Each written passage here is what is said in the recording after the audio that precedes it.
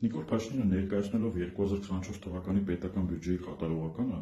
անդադար զբաղվում է պոպուլիզմով։ Կարևոր հաշվետվությունը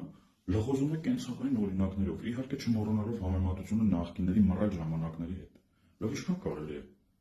Պոպուլիզմով եւ դեմագոգիայով 7 տարի ձգեցիք։ Ոչ մի նախկին չպատասխանեց, ոչ մի թալան հետ չբերվեց։ Դուք էլ ուրիշ ձև եք թալանում։ Ասում եք 2018 թվականի համեմատ գրանցված աշխատավարձների թիվը 153%-ով աճել է։ Ձեր հեռանալուց հետո 400%-ով կարող է աճել։ Ինչ ստելի մասն եք խոսում, ամեն մի մանրուք վաճառում եք ժողովրդի վրա։ Իշխանությունը շուկա չի։ Երեսով եք տալիս այն, ինչը որ ձեր ուղիղ պարտականությունն է, ինչի համար որ դուք վարձատրվում եք։ Մի քիչ խառնել եք, ձեզ ինչ-որ կառավարող, չգիտեմ, դինաստիայի տեր եք երևի դրել։ Բայց ժողովուրդը ձեզ ընտրել է, ձեզ վարձել է, որ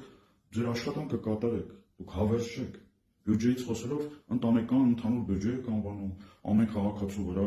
պետությունը ավելի շատ է ծախսում, քան իրենք։ Լուրջ եք ասում։ Եթե ձեր իշխանությունը խայտարակ եւ անորակի աշխատանքներ շինարարություն է անում, այդ բյուջեից չի։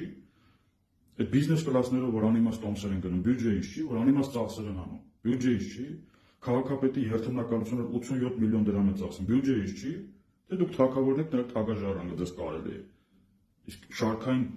քաղաքացու վրա պետությունը ավելի շատ է հա ծախսում, ամոթ է ամոթ։ Ոնց նախկինները տենց էլ դուք հիաստափեցրել եք ժողովրդին արդեն, եւ ձեր հեռանալու ժամանակն է։